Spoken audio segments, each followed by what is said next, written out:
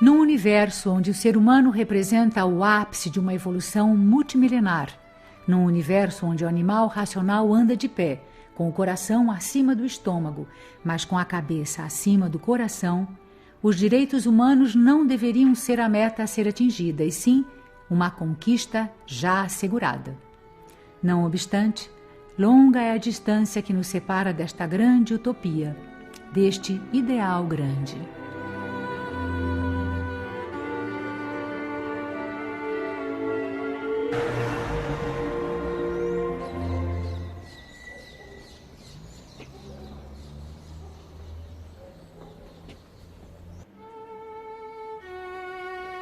Respeita os direitos humanos uma sociedade onde alguns poucos ganham salários sem mínimos, enquanto a massa recebe mínimos que nem salários são?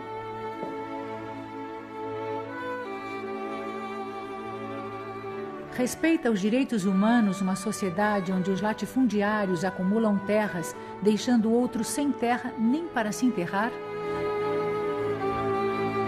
Respeita os direitos humanos uma sociedade onde irmãos nossos moram na rua, sem teto nem chão, e crianças cruzam as esquinas morando sem ter onde morar? Respeita os direitos humanos uma sociedade onde os bancos cobram cada vez mais caro e os enriquecidos banqueiros só faltam cobrar pedágio de quem lhes passa à porta? Respeita os direitos humanos uma sociedade que desconhece as raízes profundas dos conflitos da Terra, apostando sempre na UDR da vida? Respeita os direitos humanos uma sociedade onde a violência cresce de maneira a vitimizar os índios, as crianças, as mulheres e outras minorias marginalizadas? Respeita os direitos humanos uma sociedade que prende, tortura e mata nossos heróis, privando os familiares do sagrado direito de enterrar seus entes queridos? Respeitam os direitos humanos uma sociedade onde os nossos irmãos morrem em filas intermináveis em hospitais sem vaga? Respeita os direitos humanos uma sociedade onde tudo está para ser construído e o trabalhador não encontra trabalho? Respeita os direitos humanos uma sociedade onde os crimes de colarinho branco terminam sempre em impunidade? Respeita os direitos humanos uma sociedade onde uma injusta distribuição de renda e uma implacável miséria esmagam um país grande? Pode pensar direitos humanos como algo muito mais amplo do que liberdades individuais, por exemplo, né? Direitos individuais. Você precisa pensar em ampliar isso para toda a coletividade. É uma luta eterna, porque por mais que você tenha alguns direitos humanos consolidados, que nem se você for ver a Constituição de 88, consolidou alguns direitos humanos, mas que na prática não se tornaram efetivos para várias pessoas. Por exemplo, o direito à habitação justa e saneamento básico, são vários direitos que a Constituição já colocou, mas até hoje, né, a Constituição de 88, a gente tem 20 anos de democracia, que é, claro, pouco, mas que ainda não conseguiu consolidar.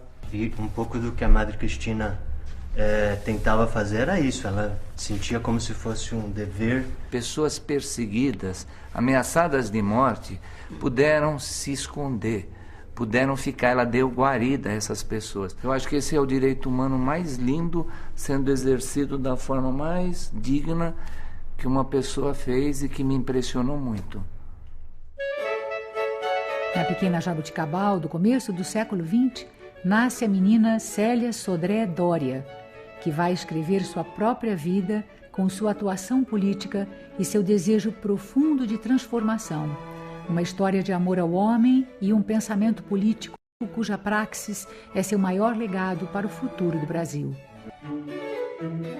Uma mulher que depois chamou-se Madre Cristina, que tinha tanta fé no homem, tanto amor e esperança, que foi capaz de fazer coisas que ninguém antes tinha feito. Madre Cristina é minha tia, então eu tive o privilégio de conviver com ela desde a minha infância. Dançava um pouquinho, a gente achava meio, estranho isso, porque como a tia freira, gostava de dançar, de música.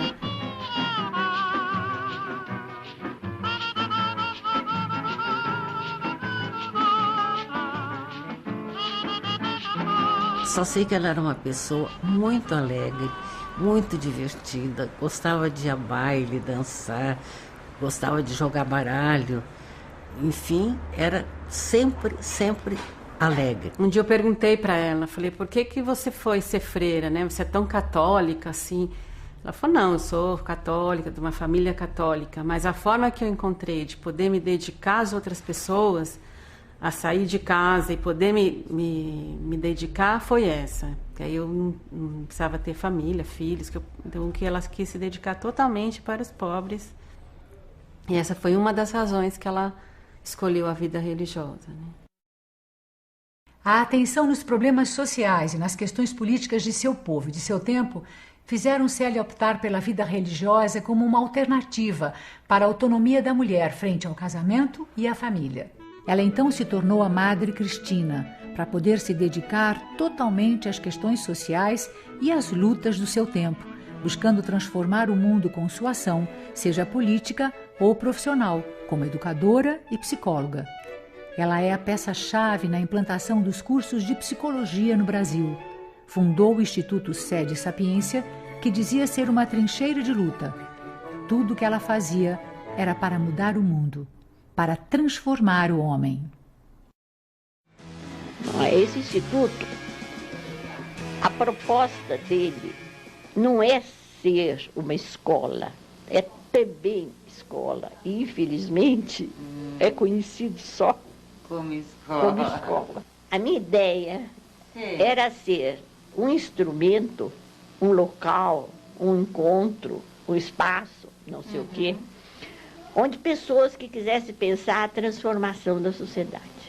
Os cursos, a clínica, são meios para se atingir o fim, que é a participação política no sentido revolucionário. Eu já a conheci como religiosa, irmã da congregação, né?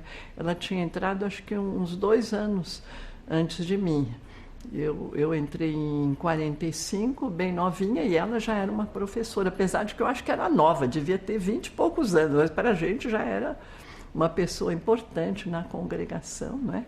E já era tida assim como uma pessoa, como que eu vou dizer assim, com uma grande autonomia de pensamento, uma pessoa de uma mente livre, não é?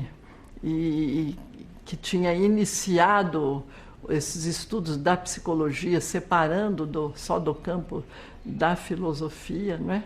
Então, ela sempre foi uma pessoa, do meu ponto de vista, né, quando eu a conheci dentro do nosso noviciado, eu já era uma grande professora, uma pessoa completamente diferente e que a gente até espantava como que uma pessoa assim como ela, né, tivesse recebido e aceitado o que a gente acredita na fé, que é um chamado de Deus para essa vocação. A vida religiosa, não é? Com os votos que são de toda a família religiosa, chamado pobreza, castidade e obediência, não é? E numa congregação como a nossa, que desde os primórdios era dedicada à educação. Eu sempre achei que Cristo se encarnou para construir a terra, senão ele teria ficado no céu. Ele foi um revolucionário. Acho que a igreja ou é revolucionária ou não é cristã. Cristo fez a revolução da época e a igreja tem de ser revolucionária sempre, dizia a Madre Cristina. Para ela, a igreja ocupar-se em cuidar das almas era um desvio. Ela devia cuidar da terra, transformá-la.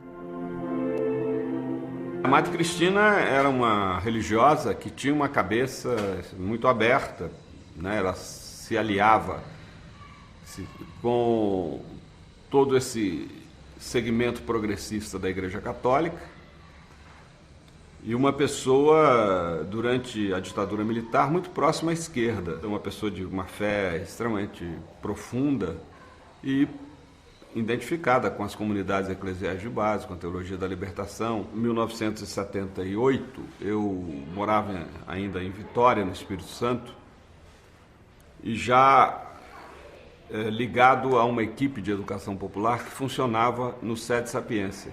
e que depois veio a ser conhecida como CEPIS, Centro de Educação Popular, do Instituto Sede Sapiência, que existe até hoje, é um centro importante, inclusive com alcance latino-americano, e no qual eu trabalhei durante 15 anos como voluntário. E a Madre Cristina era quem abria esses espaços como diretora do SEDES para não só o CEPIS, a equipe de educação popular, mas também ela acolheu no prédio do SEDES o MST, a coordenação dos índios, né? Eu creio que chamava-se União das Nações Indígenas, e outros movimentos sociais que não tinham uma sede, não tinham recursos para se abrigar em algum prédio, numa região relativamente central de São Paulo. Nós, do CEPIS, promovíamos durante muitos anos lá no auditório do Sede Sapiência encontros com padres, religiosas, leigos do setor progressista da Igreja Católica, que naquela época era bastante expressivo em São Paulo por causa do Dom Paulo Evaristo Arnes, que estava como arcebispo, né, da Arquidiocese de São Paulo. E fazíamos ali reflexões sobre a relação fé e política. O que aconteceu é que as comunidades eclesiais de base, que surgiram no Brasil no início dos anos 60, elas se expandiram muito depois do golpe militar, porque, de um lado, se aplicou a elas o método Paulo Freire, e de outro, várias lideranças populares, não tendo recursos, condições de sair do Brasil e perseguidas pela ditadura, hibernaram nas comunidades eclesiais de base. E durante os anos 70, essas comunidades criaram movimentos sociais. E a Madre Cristina sempre acompanhou esses movimentos, sempre apoiou. Ela considerava, enfim, aquilo que a gente identifica no Evangelho, né? Que o dom da vida é o maior dom de Deus e, portanto, a principal missão do cristão é criar condições para que todos tenham vida e vida em abundância, como diz Jesus no Evangelho de João. Esses movimentos sociais, depois, a partir de meados de 70, também os movimentos sindicais, a Madre Cristina era a grande mãe de todo esse processo. Ela, né, abria os SEDES, buscava condições para que a gente pudesse se reunir, debater, ter um mínimo de infraestrutura, telefone, fax, enfim. Ela, junto com tantas outras pessoas, ajudou a construir um projeto popular no Brasil, do qual o fato do Lula se tornar presidente da República é resultado desse processo do qual ela participou.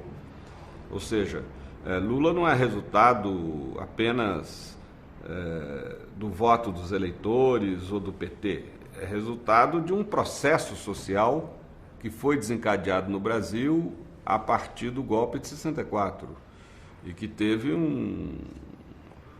uma progressiva acumulação de forças, né? Os movimentos pastorais, os movimentos populares, os movimentos sindicais, enfim, tudo isso resultou num fortalecimento da sociedade civil a nível dos segmentos mais pobres da sociedade brasileira, que se tornou protagonista político, e esse protagonismo está representado e simbolizado na figura do Lula.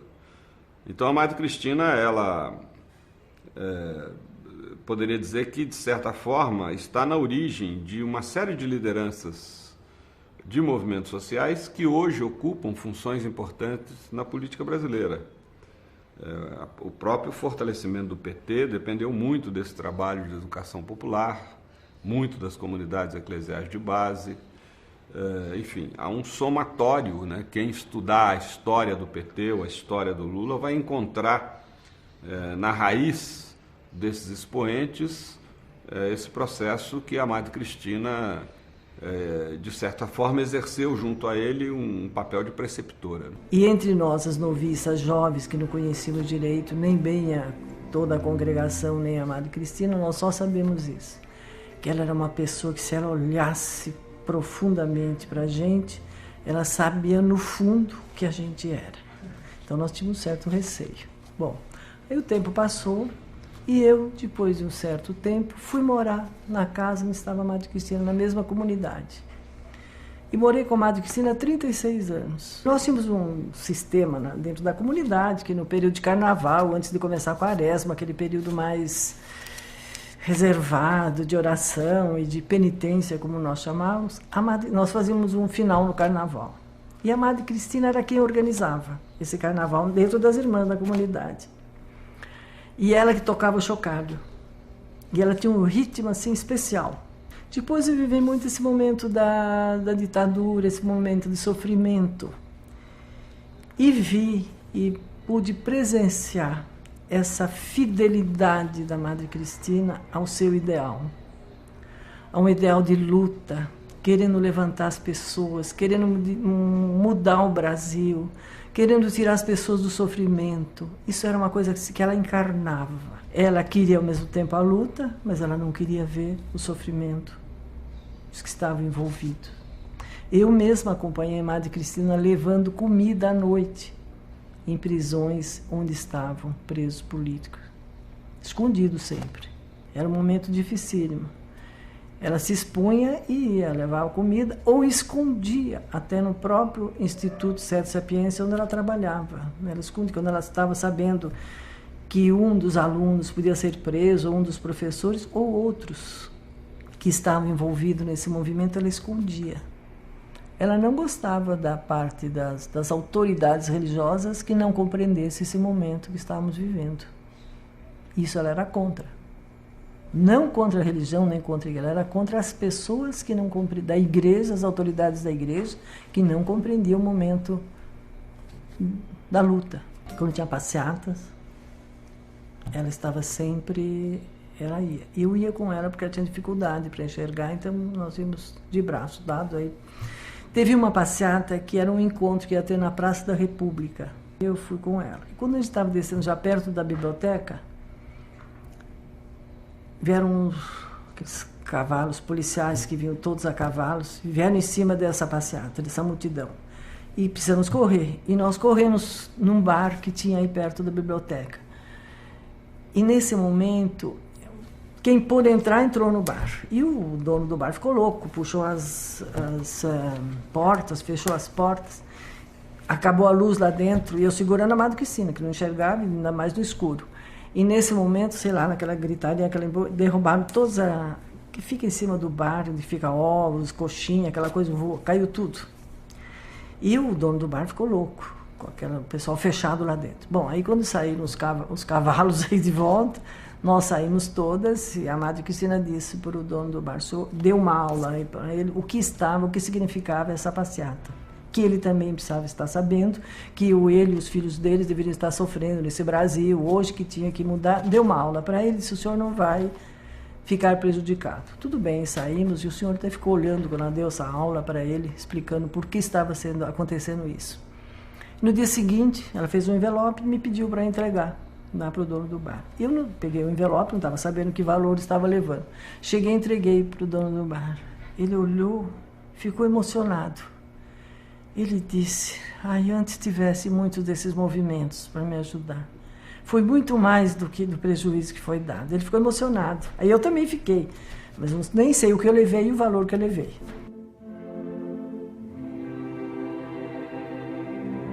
A partir do golpe de 64, e durante toda a década de 70, a igreja funcionou como um dos únicos espaços em que era possível manter atividades mais amplas de resistência, de defesa dos direitos humanos e de solidariedade aos perseguidos.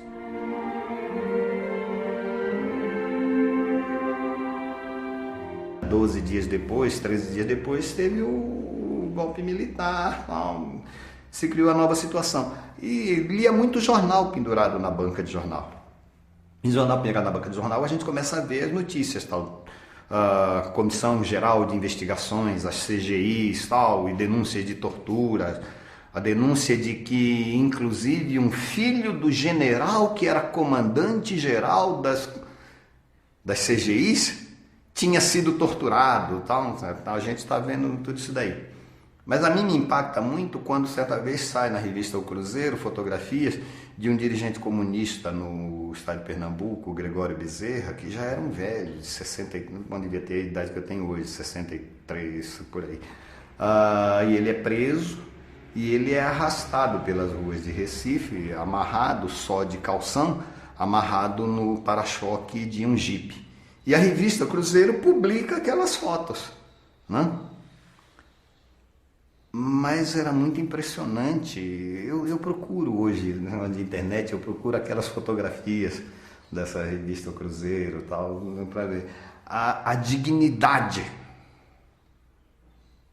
daquele homem. Então era um velho de cabelo branco, tá certo? Arrastado, amarrado a um jipe, mas tinha um conteúdo de dignidade e tal naquelas fotografias, tal, daquele velho lá, que naquele momento eu falei, pô, não podem ser os caras que estão puxando ele que estão certos.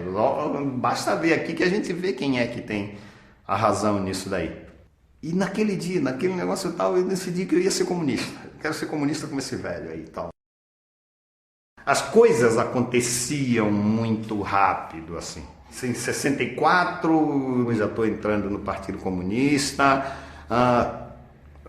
Aí começo a saber exatamente o que era comunismo já aí dentro, né?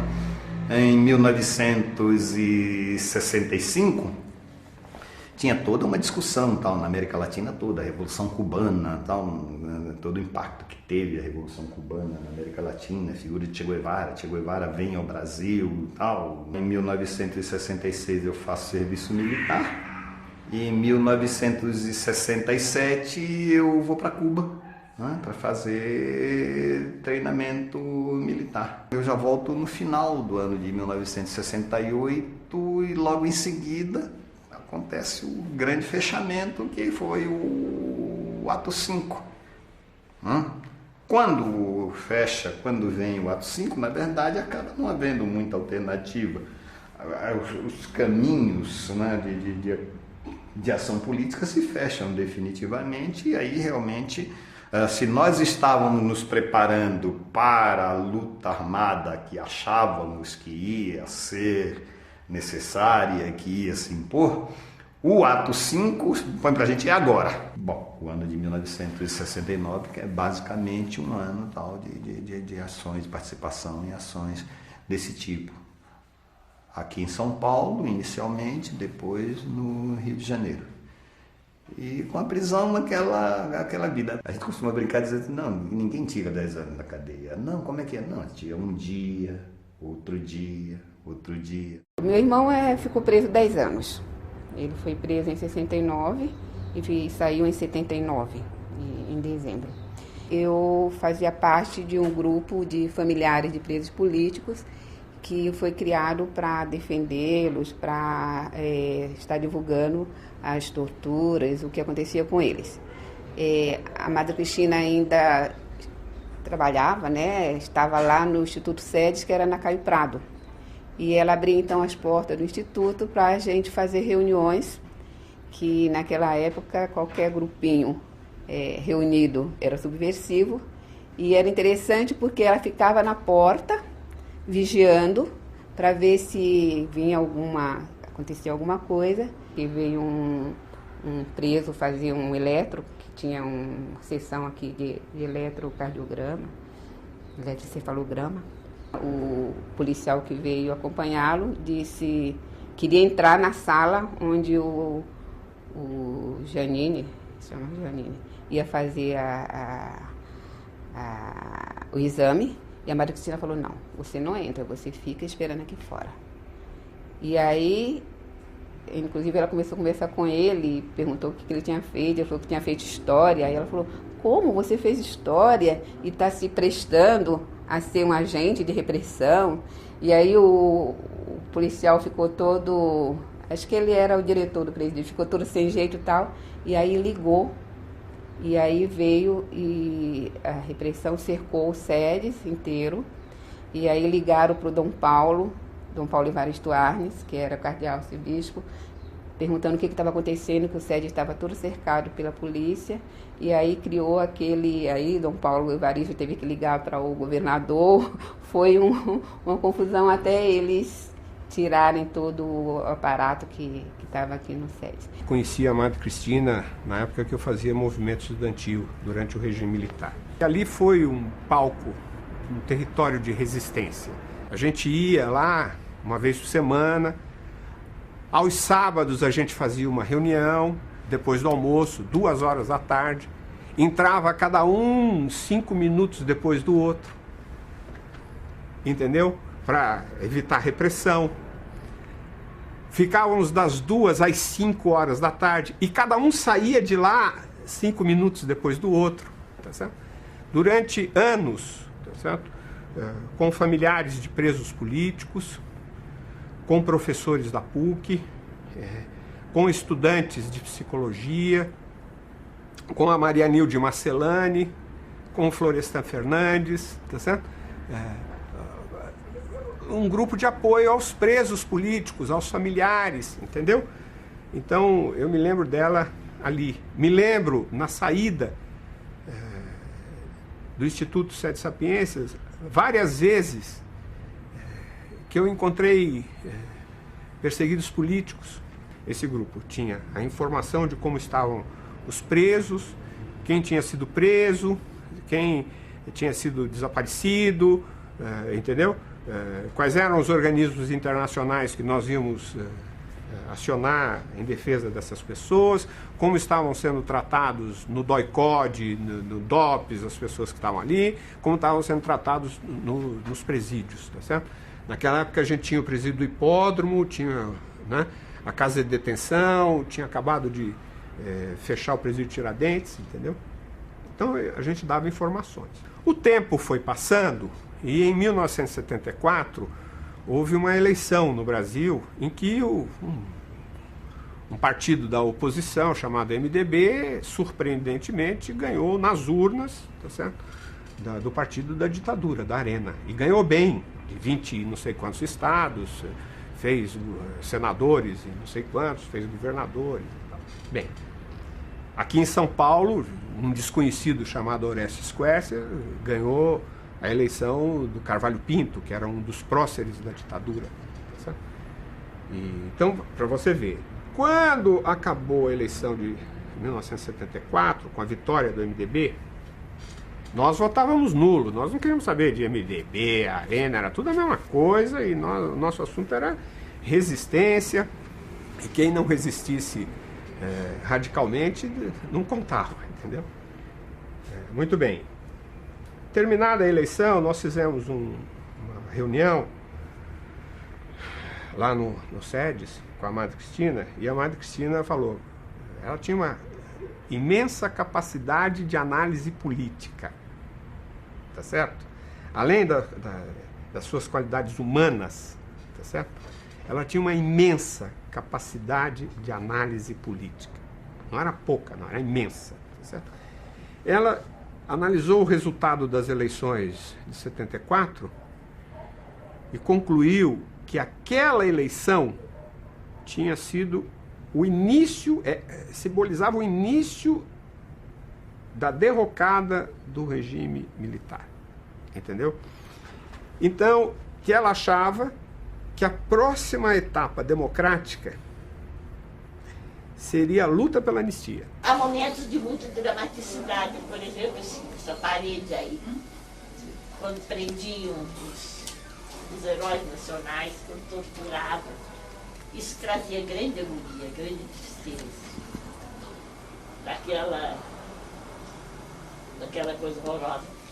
Essas coisas que são pela parede, eram os cartões de cada Natal, os presos políticos enviavam desses, todos assinando, tempo de agonia, você dormia, você não sabia se no dia seguinte aquele amigo seu já tinha sido preso e sendo suicidado, porque eles diziam que a pessoa se suicidou, né? Foi terrível aquele período. Ela era tida como subversiva pelas pessoas aqui de São Paulo, né? por muita gente daqui de São Paulo. Agora, tinha muita gente que, apesar de ter essa opinião dela, vinha consultá-la. Vinha aqui, vinha consultá-la, às vezes até com problemas pessoais, psicológicos, né? Vinha, porque ela fazia esse atendimento. E, naturalmente, aí também ela, de certa forma, influenciava, né? Lógico que ela influenciava.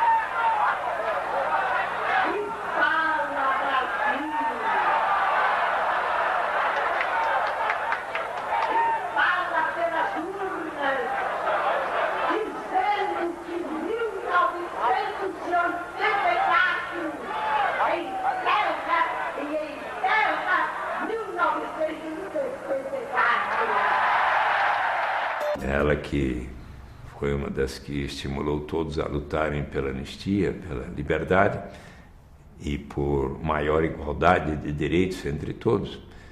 E quais são os instrumentos que são consistentes com tais valores? Se prover as boas oportunidades de educação para todos os meninos e meninas, para todos os jovens, para os adultos que não tiveram boas oportunidades quando eram crianças, se prover um bom sistema de atendimento de saúde pública para todos, o aperfeiçoamento do Sistema Único de Saúde, do Programa de Saúde da Família e assim por diante. Num país onde há tamanha desigualdade de renda, grande parte dessa desigualdade decorre da desigualdade de riqueza, inclusive na estrutura fundiária brasileira.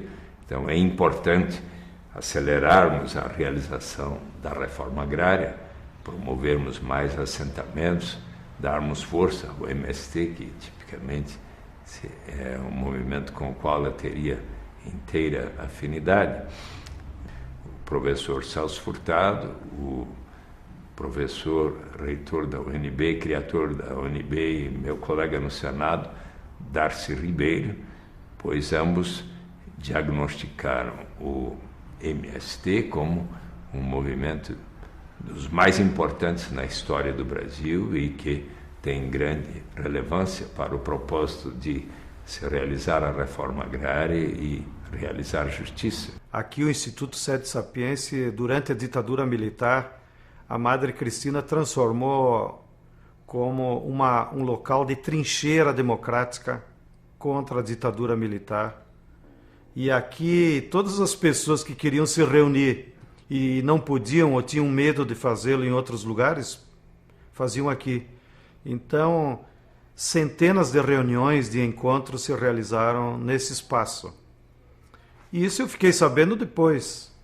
E pelas amizades e como eu assessorava a Comissão Pastoral da Terra, lá por 83, 84, nós tivemos uma reunião também, como essas, aqui nesse espaço.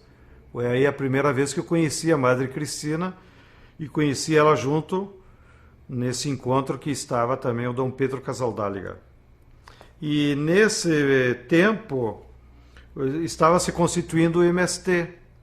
Então o Dom Pedro me apresentou para a Madre Cristina e imediatamente houve uma empatia muito grande.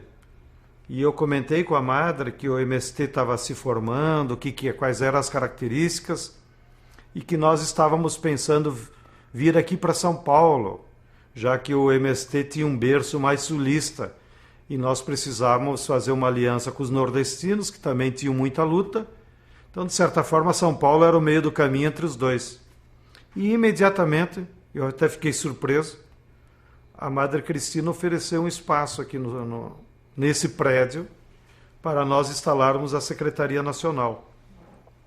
Assim, em seguida, lá por janeiro de 84, nós fizemos o primeiro encontro nacional que constituiu o MST, que se realizou em Cascavel, no Paraná.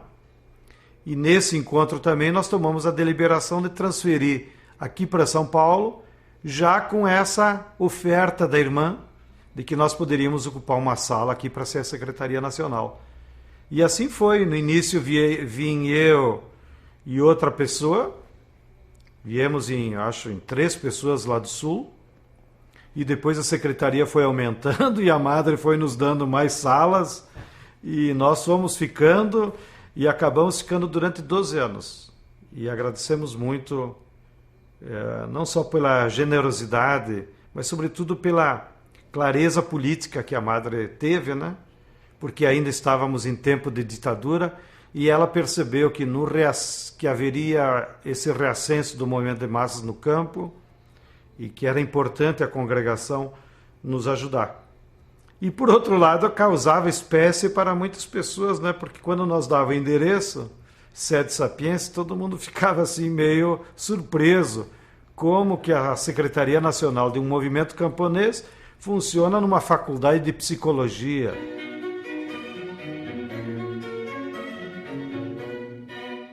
A gente poderia dizer que a Madre Cristina foi talvez a primeira psicóloga a corajosamente trazer para o campo da psicologia a questão da política, a questão do posicionamento social que o psicólogo deve ter, que da visão dela obrigatoriamente deveria ter. Ela produziu conhecimentos no campo da clínica, mas ela fez uma clínica compromissada, ela fez uma clínica que depois se transformou num instituto que formava psicólogos, forma ainda hoje psicólogos, especializa psicólogos e que tem um posicionamento social, tem uma preocupação em olhar a realidade brasileira, em buscar qual é o tipo de profissão, qual é o tipo de psicologia que a sociedade brasileira precisa. Em 1977, Madre Cristina funda o Instituto Sede Sapiência. Ela o define como um espaço aberto aos que quiserem estudar e praticar um projeto para a transformação da sociedade, visando atingir um mundo onde a justiça social seja a grande lei. Um projeto totalmente inovador, quer dizer, formar, né, educadores em todas as áreas que tivessem uma ideia de sociedade nova, transformadora, né, uma política diferente, uma democracia mais baseada nas questões populares e assim por diante, né? Então esse era o projeto, tanto na área psi, vamos dizer assim, eram formar psicólogos, psicanalistas, mas que tivessem uma consciência do que é essa sociedade, do que é o capitalismo, o que pode ser uma outra sociedade. Porque assim, boa parte do sofrimento também vem essa estrutura injusta, né, de exploração que é a sociedade capitalista, né? A psicologia, ela existia como algumas disciplinas nos cursos de educação, de pedagogia, que foi onde, inclusive, a Madre Cristina começou a entrar em contato com ela, a conhecer, a se interessar, não é? E quando ela se forma e vai dar aula na Faculdade de Pedagogia, ela começa a introduzir no currículo da Faculdade de Pedagogia algumas disciplinas, psicologia da personalidade, psicologia social, psicologia da infância, e ao mesmo tempo, né, ela começa a fazer uma divulgação desse conhecimento pelo Brasil todo. Então penso que ela vai preparando, né, um terreno, um território propício para a instalação do curso de psicologia e, mais tarde, para o reconhecimento dessa profissão. A Madre Cristina trouxe para a psicologia os direitos humanos. Foi a primeira vez que eu ouvi falar em direitos humanos. Ela colocava isso nas suas publicações, ela colocava isso na sua reflexão sobre a clínica psicológica. Não era um discurso político desvinculado da psicologia, era vinculado. Essa foi a qualidade da Madre. Ela trouxe essa vinculação. Ela falava da neurose, ela falava do trabalho terapêutico aliado à ideia dos direitos humanos. E trabalhava num campo que era o campo da psicologia clínica, da psicoterapia. Então a produção da Madre Cristina, ela tem essa importância de ter posto dentro de uma área considerada conservadora, considerada pouco crítica. Ela pôs dentro desta área o seu pensamento e a clínica nunca mais foi a mesma. Eu tive uma experiência que posso dizer que é uma experiência individual, pessoal minha e coletiva, extraordinária, que foi conhecer a Madre Cristina e conhecer a obra dela, a obra que se plasmava em uma instituição concreta, extraordinária, que não imaginava que existisse aqui no Brasil, porque juntava a possibilidade de um trabalho no campo da psicologia, no campo da saúde mental, da formação de psicoterapeutas e, junto com isso, um grande compromisso ideológico e político. Já na Carta de Princípios do SEDES fica clara a aspiração de Madre Cristina com a criação desta importante instituição. Assumir sua parcela de responsabilidade na transformação qualitativa da realidade social, estimular todos os valores que aceleram o processo histórico no sentido da justiça social, da democracia e do respeito aos direitos da pessoa humana, pautando suas atividades pelas linhas fundamentais que consagram o homem como princípio. Ver a realidade social brasileira como campo de trabalho, o exercício da defesa dos direitos humanos como método e a libertação como fim. Por isso mesmo, o SEDES sempre foi um lugar de acolhida e de articulação dos movimentos sociais. Ela dizia, todo educador tem que ir onde o povo está. Então a gente saía daqui do Instituto e ia às periferias, ia aos movimentos onde que o povo estava, onde o trabalhador estava. E eu acho que o grande legado, né, que a Madre Cristina deixa para a gente, como educadores, e para todo o movimento, é essa vontade, essa intenção política de que os trabalhadores sejam, na verdade, os protagonistas da sua ação social, que sejam aqueles que devem comandar esse país. Eu acho que a grande qualidade da Madre Cristina não veio dela ser religiosa, não veio dela ser mulher, não veio dela ser de uma classe, né, que não é a classe trabalhadora.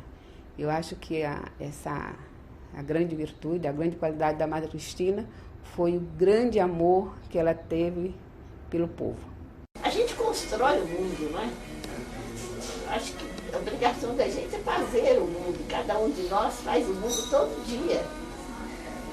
Eu acho que isso é que produz a beleza da vida.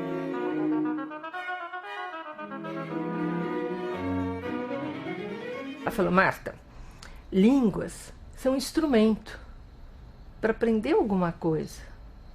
Se você gosta de psicologia, aprenda línguas, mas vai fazer psicologia. Ela não era muito diretiva assim, mas a ideia era essa. E eu captei, e eu fui fazer psicologia e fui estudar língua separado. E foi um ótimo conselho que ela deu. Então eu me lembro disso muito forte. E isso me fez fazer o vestibular de psicologia, entrar no SEDES e cursar psicologia. Agora, a Madre Cristina era uma pessoa, ela não era uma pessoa normal para a época, entende? Pela cabeça arejada, pela ousadia, por ser freira e ao mesmo tempo ser tudo isso. Para todo mundo, né? Então você pega movimentos sociais, lembro perfeitamente da Madre, inclusive o Movimento Sem Terra e outros, tem ela como uma referência, um exemplo de vida, né? Junto com Paulo Freire, Florestan Fernandes e tal. Psicologia tem ela como uma referência, né? O pessoal da militância política pela democracia tem ela como referência, né? E ela acreditava fielmente em socialismo, revolução, sempre teve essa referência no processo histórico, que a gente vai superar o capitalismo e construir o socialismo. Sempre a meta dela era transformação social, né? E eu acho que para ela, religião, no caso o cristianismo, os valores, para ela eram valores que davam suporte a essa visão de mundo dela. Na verdade, tudo se encaixava para ela, sabe? A partir dos valores cristãos, né? E para ela não tinha contradição nenhuma. Vai ser católica e recuperar conceitos marxistas que são importantes para compreender o mundo capitalista e transformá-lo, né? Pegar o Freud, a psicanálise, para as pessoas poderem compreender os seus conflitos pessoais e poderem superá-los, né? Ela agregava, acho que ela só agregava, entende? Mas a base de tudo era uma visão extremamente religiosa. A Madre Cristina segue viva na ideia do compromisso social. Da ética, da busca da verdade, da solidariedade, da fraternidade. No amor ao próximo, porque enquanto um acreditar com verdade, o ideal sobrevive. No Instituto SEDES, em todos que trabalham aqui, no clima do Instituto, na proposta do Instituto, no pensamento que a gente pode perceber aqui. Formar multiplicadores de uma ideia de uma sociedade diferente. Contribuindo na formação política, na educação popular. Uma pessoa absolutamente comprometida com o tempo que ela viveu. Imaginando um outro tempo e se projetando nesse outro tempo. Uma pessoa moderna, uma pessoa destemida, uma pessoa corajosa, um modelo disso. Para mim é importante. Você podia ser trotskista, stalinista, leninista, você podia ser do PC, do PCdoB, da AP, da LN, da VPR, ela era solidária. Você não precisava de ser de nenhuma organização, tá certo? Ela era solidária. Compreendia que as mudanças sociais numa sociedade capitalista só serão possíveis se houver movimentos políticos solidários. Essa verdade, essa certeza que ela tinha na mudança do mundo. Tudo que é humano me diz respeito, né?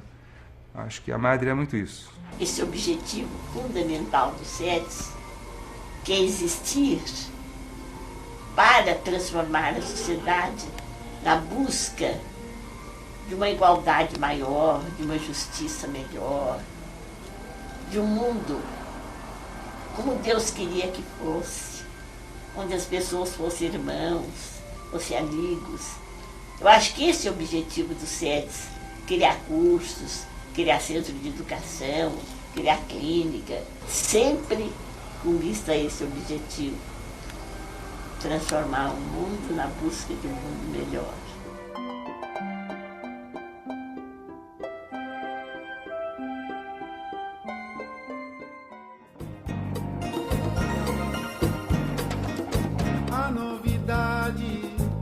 Que tem no brejo da cruz